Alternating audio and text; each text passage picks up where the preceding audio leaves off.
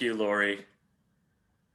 Good evening to my labor family, and good evening to all of the members of the Montgomery County Democratic Central Committee, as well as all of our honored and distinguished state legislators on the call tonight. My name is Dwal Hall, and I'm with 1199 SEIU, United Healthcare Workers East. And we are a part of a coalition of labor unions and other organizations statewide that are demanding protections for frontline workers.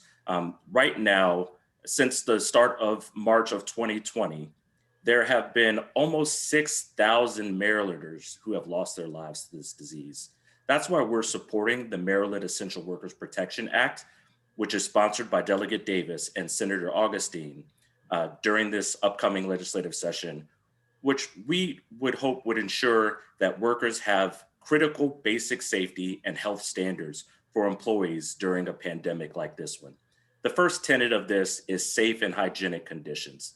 The second tenet of this legislation, hazard pay and healthcare. The third tenet, emergency action plans. The fourth is universal health and bereavement leave. The fifth is the refusal of dangerous work for frontline essential workers. And the sixth major tenet of this legislation is free testing and reporting of positive results statewide. We're requesting that all of the legislators support this bill, as well as the members of this community. We're calling on you to support this legislation, which will protect the thousands of frontline workers who have gone without hazard pay since the onset of the pandemic, and protect workers during future emergencies like this one. It's up to us, it's up to all of us to make sure that this gets done during this upcoming legislative session. We cannot afford to let this moment pass us. If you want to find out more information or details about this legislation, you can go to www.protectmdworkers.org. We look forward to joining all of you in this fight to protect our essential workers. And now I want to turn things over to one of our outstanding member leaders from 1199 SEIU, Lucy Calker-Nelson. Oh, sorry, guys. I forgot to unmute myself. Technology. Hello, everyone. My name is Lucy Calker-Nelson. I work at a hospital. I'm a patient care technician in a COVID unit. Most of us chose this profession knowing that we have to take care of the sick and we have to be around infectious disease. But one of the challenging things working in the midst of this pandemic is the lack of PPE and cleaning equipment. At my facility, we're using the same N95 mask for days. It's very challenging. Not knowing if we are contracting the virus because of the integrity of the mask have been compromised. We are putting ourselves and our family members that we go home to at risk. Because of these challenges, it's forced most of us to buy our own PPE. And for some, this added expense is a financial burden and very challenging. That's the reason why I think hazard pay, if offered to essential personnel, can add relief to frontline workers trying to make ends meet. Also, why some of us are insured, most have lost their health insurance coverage due to the unemployment of a spouse or a parent during this pandemic and need healthcare assistance if we do become sick. We have had employees coming to work after testing positive because they cannot afford to stay home without pay for 14 days and putting a lot of others at risk. If we do have a paid 14 days leave when test positive, that will minimize the risk. We also need access to free testing so we can return to work safely without putting our patients and co-workers at risk. We need the employers to provide us with adequate PPE so we can protect ourselves and our loved ones, enough supplies to help maintain a clean working environment, and hazardous pay to help with the financial burden that we are facing. Thank you everyone for this opportunity. Thank you. Thank you, Lucy. And thank you for the work you do every day. You're one of God's angels. Thank you. Thank you. And I'm just, my sister had COVID, and the the care she's received, I just am so grateful that for people like Lucy and all the other frontline workers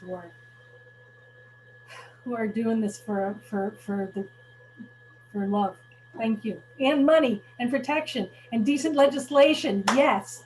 And now, thank you.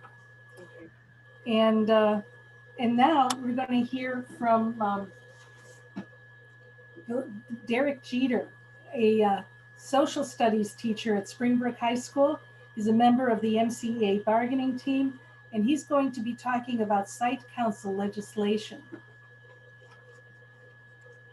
Thank you very much, Lori. My name is Dustin Jeter. Good evening, everyone, and I am honored to represent the over 14,000 members of Montgomery County Education Association. I'm in my 15th year as a teacher in Montgomery County Public Schools, where I work as a social studies teacher and the varsity head football coach at Springbrook High School. Over the past year and a half, I've served as a member of the MCEA bargaining team, where we have fought for equity and access within our school system in our negotiations for a new contract. While COVID-19 has presented many challenges to our work as unions, I would like to share with you on behalf of MCEA an area that we believe can have a positive impact on our schools. I must take a minute first, though, to address the educational elephant in the room. It goes without saying that the blueprint for Maryland's future legislation is a necessary law. We're all well aware of the need to override the veto on the blueprint legislation for our future in public education in Maryland, and we will look and urge the General Assembly to take that action as we go forward. But I would like to use this time today to talk about some exciting legislation that we are going to pursue in Annapolis this year. The school site councils is a group of teachers, parents, and classified employees and students at the high school level that works with the principals in order to develop and review and evaluate school improvement programs and school budgets. The members of the site councils are generally elected by their peers. For example, parents get to select and elect their parent representatives, teachers get to elect their teacher representatives, and so on. MCEA tried to bargain for school site councils as a part of our bargaining for the common good agenda this year. MCPS, however, rejected even considering the idea of site councils, as they did as they did with many of the concepts that we brought up to try and empower our Black, brown, and poor communities across the county. We kept it on the table for quite some time, but we decided in the end we would have to find another route. In other states such as California, Nevada, Massachusetts, where they use school site councils, it took legislation to make the district implement this progressive idea for their schools. We would sincerely like to thank Senator Waldstreicher's office for working with MCEA to help craft a local bill this year to bring school site councils to Montgomery County Public Schools. We're also interested in figuring out how the unique context of the Kerwin legislation could possibly be incorporated into this legislation so that the school site councils could potentially play a role in overseeing the implementation of school-specific funding. One example might be awarding of concentration of poverty grants at the school level that could be handled by our school site councils. We here at MCEA look forward to having a robust discussion with the delegation this year. And at some point, and hopefully soon, the pandemic will be over and we'll be able to return to school safely. However, our work as educators will continue. And it's important that we work together to look forward to ways to bring us back into schools and bring our students back into stronger schools than when the pandemic began. Thank you very much for your time today. Thank you, Dustin. And we've had people join us late. We've had Delegate Ariana Kelly is with us now. We have Sarah. Well, it was in the chat. It was there you go. Councilmember Lori Ann Sales from Gaithersburg, and she's I wrote down, We also have Delegate David Moon. there we go. Thank you. Thank you. I give it- And I think, I don't know, I think the others we mentioned before, but I'll just go over them again. In attendance, we have Senators Brian Feldman, Susan Lee, and Jeff Waldstreicher. Delegates Al Carr, Ariana Kelly, David Moon, Jared Solomon, Julie Polakovich Carr, Laura Charkoudian, Mark Corman, and Sarah Love. And we just want to thank you all for being here. Absolutely. The entire District 16 delegation is here. And I'm sorry to say that nobody from the District 14 delegation is here, and I live in District 14, but they brought a note from home and said that they were having a town hall for District 14, and they apologize. They didn't apologize because they scheduled theirs a long time before I scheduled ours. So, but they're with us in spirit, and since I'm a constituent, I'll tell them everything we said tonight. Now we're moving on to SEIU Local 500 with Mitch Tropin. He's a executive vice president at SEIU 500, and he's been at Montgomery College for 15 years, first teaching English and then speech communications. How am I doing, Prof? Very well. And Mitch also Presentation skills. Mitch also teaches as an adjunct at several other universities and colleges in the area, and he's nationally known as a leader on higher education issues, communications, and unionization in the higher ed industry. He's going to be speaking tonight about a bill that SEIU, MSEA, and AFSCME together are working with Senator Guzon's office to grant collective bargaining rights to staff and faculty in the community college system. I'm hoping that 6 is the charm. Is this the 6th time you guys are bringing that up? We've lost count. Welcome, Mitch Tropin. Good evening. I'm Mitch Tropin, and I have been, much of my work for Local 500 does involve focusing on higher ed. And as Lori mentioned, I teach at Montgomery College, which has a union, and I teach at other schools, other community colleges, which do not have a union. And I sort of feel like a character in a Jane Austen novel, like Man's Park, where part of the time the person lives in dark squalor and not enough space, not enough of everything. And then the rest of the time in a beautiful facility with plenty of space and supplies to learn and be creative. And the thing is, it should not be that way. Everyone, every faculty member, every staffer at Maryland's community colleges should have the right to collective bargaining, which will go a long way toward improving their working conditions. And we are getting very, very close to achieving that long sought dream. We are very confident that our coalition with AFSCME and MSEA will result in finally passing a bill that would allow community college faculty and staff to organize and enjoy the benefits of collective bargaining. The bill is way overdue, but we have several reasons to believe we'll be finally successful. SEIU and AFSCME and MSEA have been meeting with key people. I'm very proud of my president, Pia Morrison, my executive director, Yvonne Riley Wilson, and our political director, Travis Simon, who've been working very closely with leadership in both chambers and with the chair of the Senate Finance Committee. And we believe we are on a path to finally allow community college staff and faculty to exercise essentially the same rights that every other state employee has. Now, the thing is, why does this matter? Well, this past summer, we got a clear evidence of why having the right to collective bargaining is important, because collective bargaining opens up doors to communicate. When you have a union, you can require the administration to sit down and talk to you.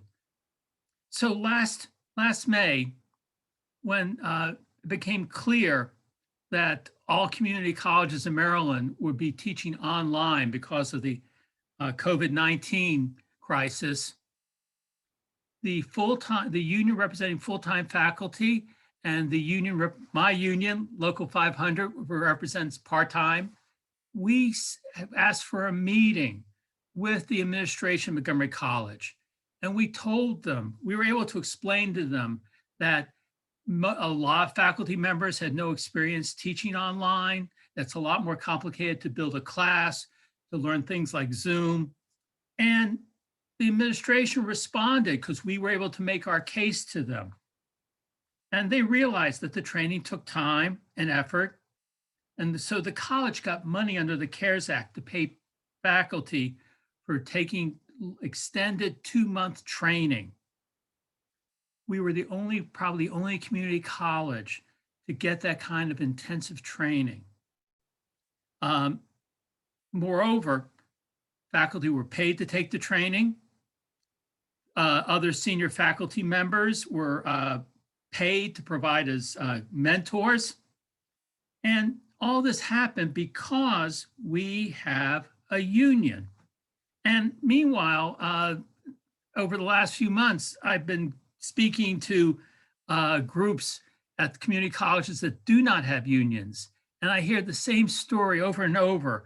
No training, minimal training. You get told, watch a bunch of videos. And the result is chaos and a lack of preparation.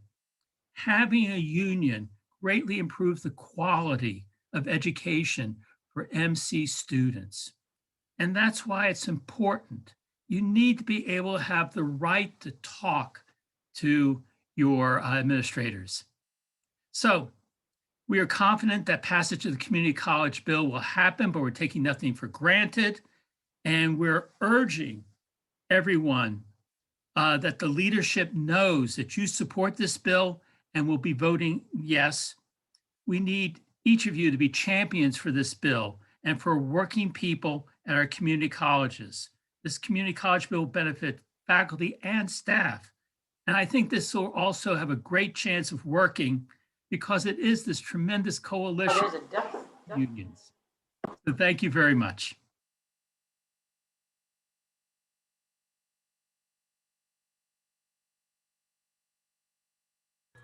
There we go.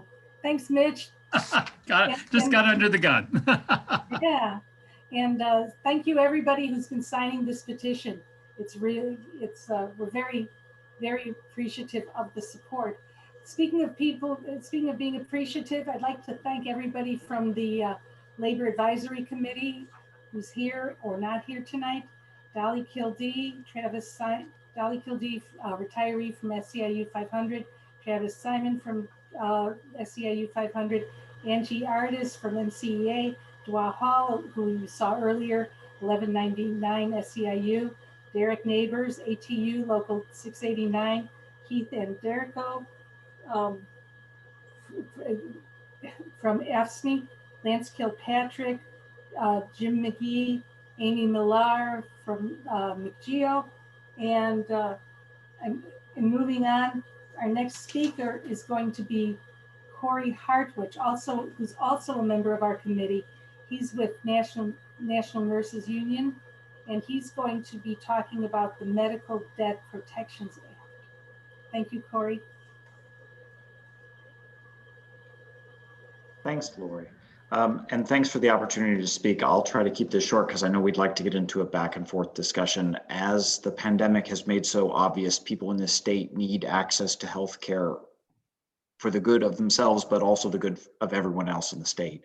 And we've got to ensure that everyone gets the care they need when they need it. Unfortunately, some of our hospitals pursue debt in a way that really drives people sometimes into poverty, sometimes into bankruptcy, and in many cases persuades them not to get the care they need when they need it. That's unacceptable to those of us who believe strongly in the health of our communities. In the last session, Senator Brian Feldman and Baltimore delegate Robin Lewis passed a remarkable financial aid bill that really helped lift people up by giving them more access to financial aid. There is, however, another half to the puzzle of solving the medical debt crisis in our state. Too many folks are being pursued, their cars are being taken, their wages are being garnished, and in some cases, their houses are even being taken. That's wrong, and it shouldn't be happening in our state. We can do better, and luckily Senator Feldman and Delegate Lord Charkoudian have stepped up.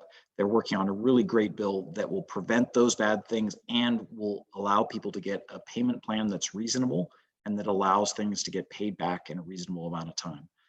The bill is a little complex, but the short version is that 149,000 Marylanders were pursued for medical debt over a 10-year period between 2009 and 2018. It's a tiny percentage of the look, there's a fact sheet. It's a tiny percentage of the total revenue that our hospitals bring in. They don't need this money. And we should be clear, we as taxpayers are heavily subsidizing the nonprofit hospitals of our state. We're paying them to ensure that people get the care they need without pursuing them and driving them into debt. The bill that Delegate Charkoudian and Senator Feldman will be introducing soon will do exactly that. And it would be great to have the support of all the members of the delegation and everyone on the call so that we can pass this, and especially those on the Health and Government Operations Committee, Delegate Carr and Delegate Kelly. I don't think I missed anyone else. If someone else has come in the room, I apologize, but those two are both on HGO, which is the pivotal committee that will decide the shape of this bill and whether it gets passed. It's really important that folks aren't without health care, and we'd appreciate your support. I think if you switch to the second page, if it came through, Michael, thank you so much. You'll note down the major provisions are right there in the middle, and down at the bottom, it shows that other states have pioneered many of the pieces that are already in this puzzle. It's not hard. It's possible within our current system. Our hospitals will continue to thrive, and more importantly, the people of the state will get the care they need without being pushed into bankruptcy.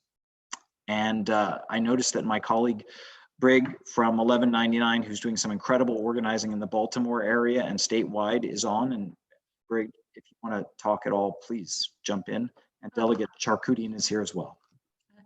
Thank you so much to our bill sponsors and to Corey. One thing that I will add that I think is really important that this bill would do is it would prevent wages from being garnished over unpaid medical debt, which is incredibly important because when we look back at who is being sued, there are hospitals who are actually suing their own workers who have sought care at that specific hospital. So they're paying low wages with poor benefits, and then the worker goes to seek their health care there, and then they have money taken out of their bank if they're not able to pay the bills. So that was just the one piece that I would add. But of course, we know that because healthcare is so expensive, oftentimes people will avoid getting healthcare when they know that they can't afford it. And that's a huge problem always, but especially during COVID-19. So we want to make sure that if folks do go, that they have affordable healthcare, but also if they do get into medical debt, that it's not going to cause them to lose their house and lose their car and just create this vicious cycle of poverty and lack of healthcare. And thank you, Corey. Of course, and Delegate Charkoudian, I don't know if you want to say something. Thank you. I can answer questions later, maybe when we're talking. I'll just say thank you so much to the extraordinary organizing of NNU and others who are working on it, and the incredible amount of information that you've gathered that's really informed what we have of the bill. And I'll just mention that the Maryland Hospitals Association is vehemently against the bill. We've been working really hard to try to reach some consensus, and I'll keep trying to do that, but it's going to take some good organizing. So I'm glad folks are here and ready to organize.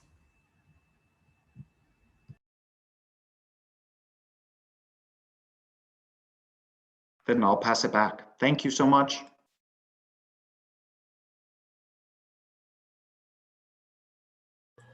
Thank you, Corey. Thank you, everyone who spoke on this piece of legislation. And thank you for all the delegates who have joined us. Your names are in the chat, and we appreciate you being here. The last group that we're going to hear from is once again speaking to the Maryland Essential Worker Protection Act. First, we're going to hear from Derek Neighbors. Derek is a member of our Labor Advisory Committee. He is a mechanic for Metro, and he's also very, very active in the Democratic Party in Silver Spring. So Derek, would you like to speak for? So Derek will speak first, and then he'll be introducing Greg Greg Bowen. Greg is a assistant business agent, executive board member, and political coordinator for ATU, American Transit Union, Local 689. He's also an executive member to the Metro Washington Council from the AFL-CIO, and he's on the Prince George's County Labor Advisory Committee and several COPE committees. So we'll be hearing from Greg after Derek, and they're going to be talking about the Maryland Essential Worker Protection Act. So important. Thank you, Derek.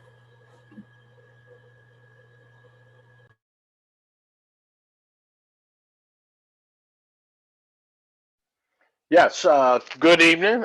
Thank you for this opportunity to speak with all the members of the labor community, as well as our elected officials. I am a ASE car master technician for the last 35 years. Spent the last 19 years with Metro, heavy overhaul collision mechanic, member of the local safety committee, the CTF chair of the team leadership at Metro there. What I'd like to speak on is this protections funding, first of all, to enhance the worker protection. We are trying to avoid potential layoffs in fiscal year 2022. The budget beginning July 2021. Front door boarding, which has just come to be. We're collecting fares again to help offset the budget loss and the budget shortfalls. We're now experiencing a rash of patrons boarding the bus and using possible COVID-19 bacteria as a weapon against both the operators as well as the passengers on the bus. That being said, we also have to stop or enforce the patrons to wear masks. And in Detroit, I think back in June, a patron got on the bus, intentionally coughed on an operator who passed away 11 days later. So I'm not certain you're familiar with some of the assaults on the bus, the infamous urine assault where a young lady threw a container of urine on one of the operators. The driver's shield, as I always tell the new operators and new employee orientation, it offers you some 85% protection and a barrier between you and the patrons. So, you know, when you come to micro contamination, it's not impenetrable. So with that, we just need enhanced protection, stiffer penalties for these assaults, as well as possibly emergency funds for those individuals that contract COVID-19 on the job and the inherent out-of-pocket expenses such as hotel stays if they cannot quarantine at home. This is a big problem for the individuals, you know, it's impact. They can't work. They have to pay for a hotel if they have someone in the household with underlying conditions. So all of this, we're working under duress.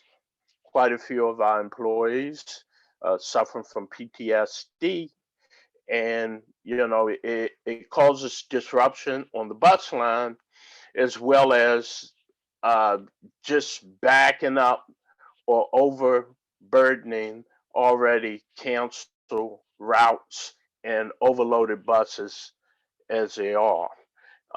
If I could, I'd like for Greg, who is one of our executive board members, and to speak on the rest of our concerns. Greg? Yes, thank you. Good evening, everybody. All delegates, politicians, and labor friendly constituents that's on here.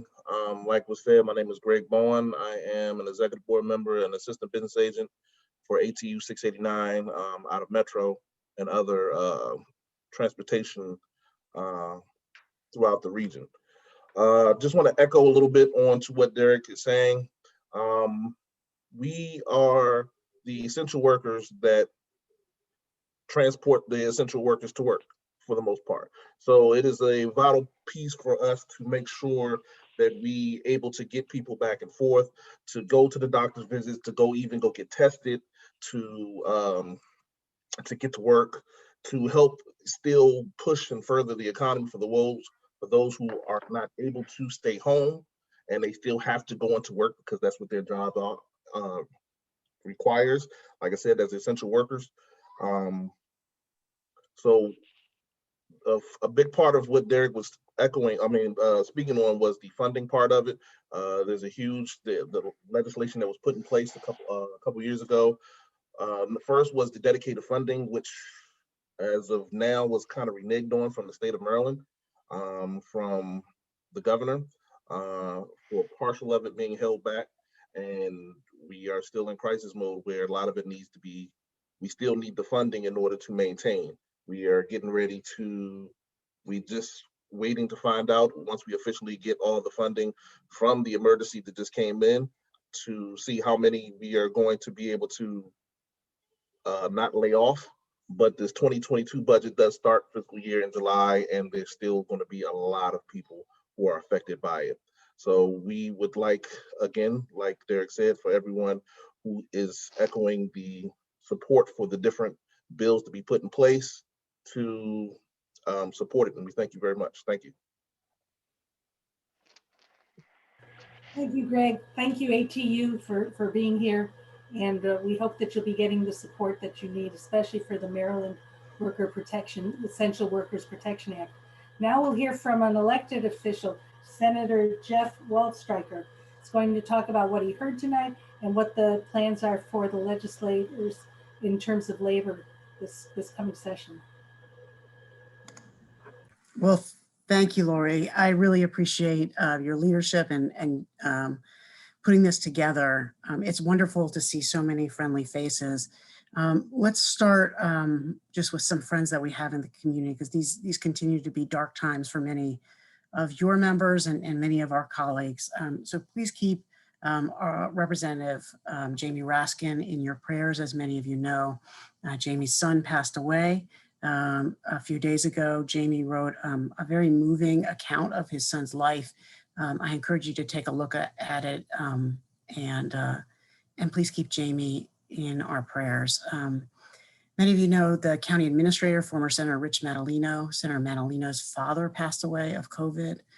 So please keep Rich in your prayers as well.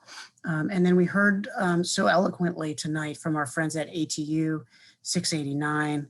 Their business manager and president, Ray Jackson, is in the hospital with COVID-19. So please keep Ray in your prayers. Also, he's a wonderful leader and a great advocate on behalf of 689.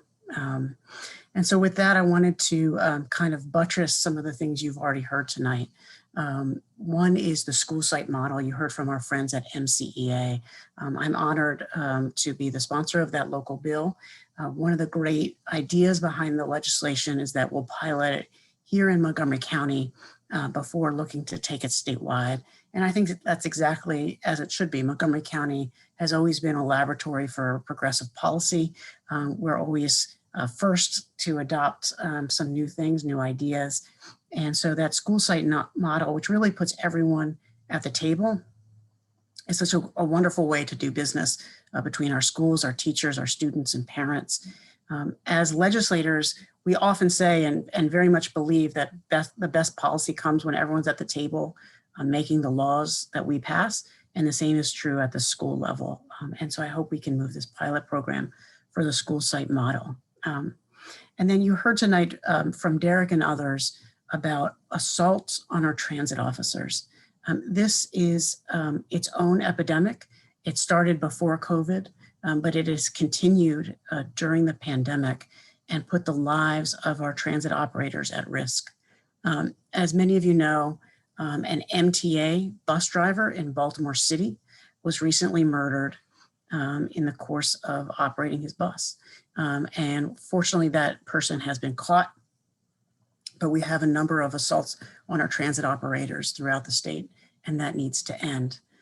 In Maryland, we have an assault statute, but we also have a statute that specifically says that assaults on certain types of jobs are especially egregious.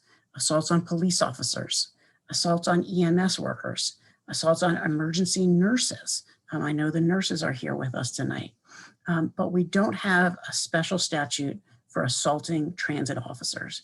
And given how endemic this is, unfortunately, in our community, we need to step up and pass a bill that provides better protections for our transit officers, those who drive trains, those who drive buses, those who are our frontline workers, risking their lives every day on our behalf during this pandemic. And so those are two of the bills that I'll be personally sponsoring, and I thank my co-sponsors for those bills as well. And then you heard about the Essential Worker Protections Act, which Derek Davis and Malcolm Augustine are looking to pass. That I think is one of the most important bills we'll see this upcoming legislative session. And I know so many of my colleagues who are on this call are incredibly supportive of that bill as well. It's an omnibus bill. It involves PPE, involves pay, involves bereavement leave, and putting that all in one package, I think is the right thing to do because it's good policy and it also sends a message that all of these policies are connected in a way that we need to recognize. And so with that, I'll just say it's an honor to represent so many of you. And it's an honor to be a pro-labor senator, a pro-labor lawmaker. And I know sometimes it feels like there may be a disconnect between your legislators and the movement. I hope that that isn't the case, because looking around at the faces of my colleagues on this Zoom right now, I see only pro-labor legislators. I see only folks who are really in it for the right reasons, to make a difference and to improve the lives of working people in Montgomery County and throughout the state. So Lori, thank you for organizing this. Linda, thank you for helping to put this together, and all of our labor leaders here. You have my word, and I think I speak for everyone here. We will continue to fight for you. Thank you again. Excellent. Thank you. Thank you for your kind words, and we will keep the people that you mentioned in our thoughts and prayers during this tough time. Next, I'd like to introduce Mark Corman. He'll be speaking also in terms of the delegation, what we're going to be doing. Thanks, Lori. I'm Mark Corman. I'm a state delegate from District 16. I'm also chair of the Montgomery County House Delegation. I think, everyone I think has been recognized, but I'm just going to shout out my House of Delegate colleagues who are here one more time. Delegates Sarah Love and Ariana Kelly from the best district in Montgomery County in the state of Maryland, District 16. Delegate Jared Solomon, Delegate Al Carr from District 18. Delegate Julie Polakovich Carr from District 17. Delegate Laura Sharkudian and Delegate David Moon and Delegate Janelle Wilkins from District 20. And Delegate Gabe Acevero from District 39. Really appreciate you all hosting this meeting today. And we can always strengthen the relationship between the Democratic delegation from Montgomery County, the state legislative delegation, and labor. But I do want to say that the relationship's been strong for a number of years. And I think all the organizations on this call, I've worked with myself either as delegation chair or former chair of the Personnel Subcommittee on Appropriations, along with my colleagues in the delegation. McGeo, a few years ago, there was some clarifications they wanted on their ability to organize some of our local bi-county agencies, the WSSC and Park and Planning, and we worked with them on that. Let me say, we're also thinking of Nelvin Ransom from McGeo, who passed away recently from COVID-19, who's been very active, both in the union and also lobbying us in Annapolis over the years. ATU, many of us have been on the front lines of the worker safety issues and the transit funding issues you talked about. AFSCME, my colleague Delegate Solomon has been championing a piece of legislation for them on how our university system employees bargain in Annapolis. MCEA, almost every colleague on here has been a leader in trying to make sure we're funding our schools appropriately, and are going to override that veto of the Blueprint for Maryland's Future that the government made, that the governor made. SCIU, we passed out of the House a couple of years ago, the Community College Faculty Organization Collective Bargaining Bill, and I know all my colleagues support doing so again, and it's great that we're making some progress in the Senate. And there's other areas we need to do that in. For example, I've had legislation along with Senator Ben Cramer to expand collective bargaining rights to graduate assistants, which a number of other states do in their state university system. So we need to sort of continue to move the envelope on who is authorized to collectively bargain in the state of Maryland. You all have been on the front line, so I was sort of asked to talk about what we see in the session. What we see in the session for labor are the issues you all talked about. You help guide us as to what you think is important for our workforce, for our workers, for working Marylanders. And so we're looking forward to standing with you on all these pieces of legislation and others that weren't time to discuss tonight. I know all my colleagues and myself are very accessible to you anytime. Unfortunately, it's going to mostly be by Zoom and phone this coming legislative session, so we won't be able to sort of pack the committee rooms the same way with the purple SEIU t-shirts and all the teachers and the rallies on Lawyers Mall. It's going to look a little bit different, but our resolve in fighting for your issues remains. So with that, let me turn it back to Lori, and thanks again for having all my colleagues here tonight. Thank you, Delegate Corman. We really appreciate the support that you and Senator Waldstreicher have offered for us tonight. I'm going to turn this over to Linda Foley to take us home. Hi, again, thanks everybody for your participation tonight and for the great information that's out there. I know that as a labor person myself, some people don't know, most of you know me as chair of the Montgomery County Democratic Central Committee, but before that I was a national vice president of the Communications Workers of America and spent a lot of my career in labor. So this is very near and dear to my heart. I think the issues that were brought up tonight are incredibly important. As we heard so many tragically from so many people about the effect that the pandemic has had on workers and on all of us, really. This is really an important discussion, I think, prior to the session. Before we sign off, I'd just like to ask Senator Feldman, Senator Lee, the other delegates who are on here, if anybody else would like to add anything about some of the discussion that was had tonight about these various labor initiatives that are coming before the General Assembly and the Senate. Any of our senators or delegates like to add anything? Do you want me to? Yeah, go ahead. Go ahead, Senator Feldman, and just very, very briefly. A lot of these issues come to the Senate Finance Committee. Most of the labor issues actually end up in our committee. And just looking through the list of beyond the bill that Delegate Charkoudian and I are working on the medical debt issue, we talked about the collective bargaining for the community colleges. And yes, I've had multiple conversations with Travis. I do think we've got a great shot at finally getting that through the Senate Finance Committee. All the leave issues, all the leave bills, Delegate Kelly is on here. We spent a couple of years co-chairing a task force, and we have legislation I think Senator Hayes is bringing back dealing with family medical leave, a piece of legislation that would transform how we do that, things in Maryland on the leave side of things. The essential workers bill that was mentioned, we've got some prevailing wage legislation that would change the dollar threshold. So we've got a lot of labor stuff in the Senate Finance Committee. And the only thing I would also make just one final point, we've had a change in leadership in the Republican Party in the Senate, and there could be a few changes in the committee makeup in a couple of key spots in my own committee, which again has jurisdiction over most of the labor issues. And a lot of our labor bills end up in 6-5 votes. So keep an eye on possible change or two in the Finance Committee, which again has jurisdiction over a lot of the issues we discussed tonight. Thank you, Linda. Really appreciate it. Thank you, Senator Feldman. Senator Lee?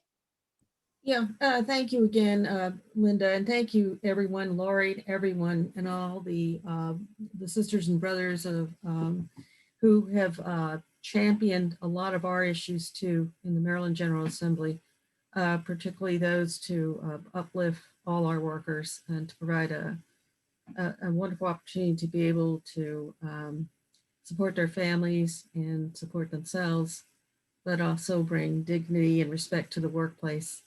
A lot of your priorities are our priorities.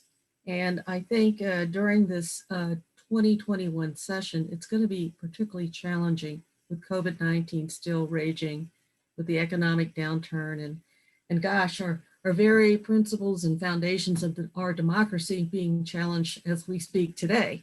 So I think that it's very important that we all try to work as closely as we can together. In the Senate, it's going to be very challenging. I'm the Senate Majority Whip, simply because we're going to be limited to the number of bills that we can be the lead sponsor on. But that doesn't mean that we, in the other committees, the committee that I sit on is Judicial Proceedings, that we cannot also support your bills that are going to other committees. But I thank you for bringing them and also for providing this wonderful briefing before the session starts, because once it starts, we're going to be hitting the ground running and it's going to be very difficult. On the Senate side, when we have hearings, it will be limited to 4 pro and 4 con witnesses, 4 against witnesses. So it's going to be very challenging. I think the House has got different rules, and Delegate Corman can tell you about how they're going to proceed on hearings. So that's why I have said that it's very important that you work closely with us so that we can get our priorities passed and through. And I think that our highest priority is keeping all of us safe from COVID-19, particularly our workers at the front line, many of which they're represented here. The leaders are represented here. So I thank you for bringing your issues to us early, especially the bill dealing with essential workers. I think that we need to get behind them and support them and help that we get the bills out. Anyway, and I thank my colleagues too for being the primary lead sponsors on this, and we will do whatever we can to help them too, even if it is not in our committee. And anyway, thank you again for the privilege and honor letting us represent you in the Maryland General Assembly. Thank you, Senator Lee. Let me just mention to Senator Lee's point that we are recording this session. So if it's useful to the legislators to either review this or to share this meeting or parts of this meeting with your colleagues, we'll make the recording available to you. Now Delegate Solomon would like to say a few words. Any other delegate who would like to speak, if you put in the chat, I'll call on you. And before Delegate Solomon begins, let me just say that if it's okay with everybody, we might go a couple minutes over 8 o'clock, not real long, but a couple minutes, because I think this is a really important meeting. Okay, Delegate Solomon. Thank you, Linda, and thank you to everybody on the call, and thank you for your service. I can't really say it better than most of my colleagues have said it. I just wanted to mention one other issue and thank really the folks on from SEIU Local 500 who have been just such wonderful partners on the issue. Delegate Kelly and I and a number of our colleagues have been working really all year around childcare, and that's another big priority for us. As we think about COVID recovery, not only continuing to expand access for family childcare providers, but making sure that we get some relief money for the providers who, many of whom are hanging on by a thread, and are also facing front lines that that are tough. We had a provider who just passed away in Baltimore City that was really a huge leader in childcare across the state. So we just wanted to thank the folks from Local 500. I see Beth just popped up. She's been a wonderful partner, as well as Travis and some of the other folks on the call. And as Delegate Corman mentioned, I'm personally really excited about the AFSCME bill that I'm going to be steering through the Appropriations Committee to better streamline and really improve the overall collective bargaining process for our university system employees who also have been facing really less than ideal conditions throughout the year. So thank you, Linda, and thank you, Lori, for organizing tonight. It's a real pleasure to be here. Thank you, Delegate Solomon. Delegate Moon has also asked to speak. Delegate Moon. Thanks. I'm literally going to be 5 seconds. And that's just to say thank everyone for joining tonight. And to say I look forward to working with you in the coming session to fight the anti-tax sentiment that we're going to be facing. Our needs and inequities are obviously greater now more than ever. And so the tax fight and the budget fight is our collective responsibility. It's not a bill, but let's stick together. Thank you. Thank you, Delegate Moon. Are there any other elected officials who would like to comment or who have some information that they'd like to give us on this call? Are there any questions from anybody, of anyone on the panels or in the delegation? Let me know, put them in the chat.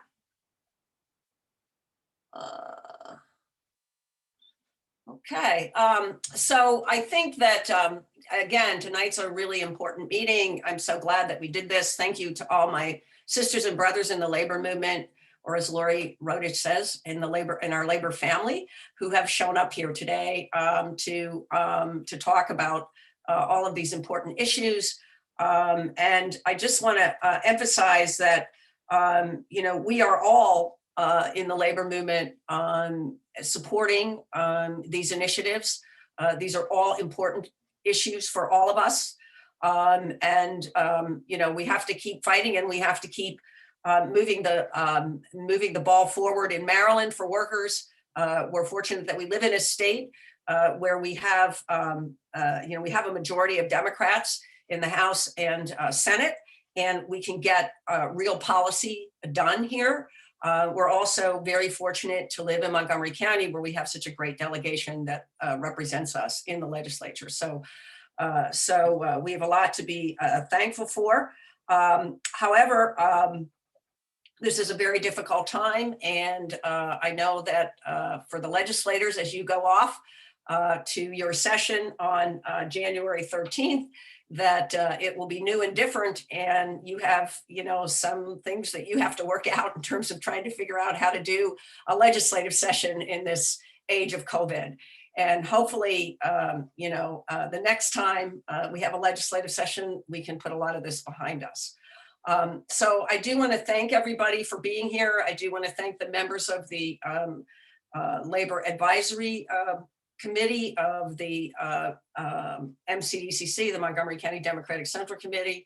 It certainly is it is our most active committee at the Labor Council, at the MCDCC, the Democratic Central Committee. And we really appreciate all the work and interest that you do to support us and to support Democrats. So now, before we leave this evening, I would like to end on the note that we usually end on in our labor meetings. I'm going to try to do this here. And I just want to say before we leave, everybody please stay safe. Everybody I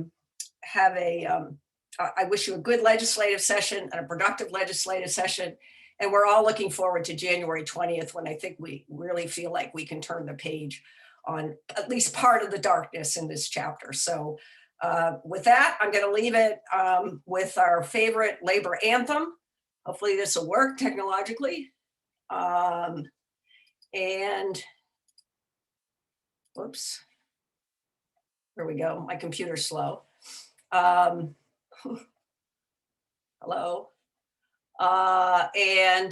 Good night. Come on. I'm trying to play Solidarity Forever. That's what I'm trying to do, but my computer is not cooperating for some reason. We forgive your computer. It's all good. It's spinning. So anyway, everybody be safe, stay safe, and Solidarity Forever. I'll just say it. Okay. Good night, everyone. Charity. Good night, everyone. Good night. Good night, everybody. Thank you for joining. Good night, everybody. Appreciate you. Good night, everyone. Good night, thank you. Good night, all. everyone. Good night. Take care, everyone. Happy Be New Year. safe. Good night. In solidarity. There it is. Ah! We're gonna roll the Gonna roll. If the boss gets in the way, we're gonna roll right over him. We're gonna roll right over him. We're gonna roll right over him. If the boss gets in the way, we're gonna roll right over him. We're gonna roll the union on. Here we go. Thank you, Linda.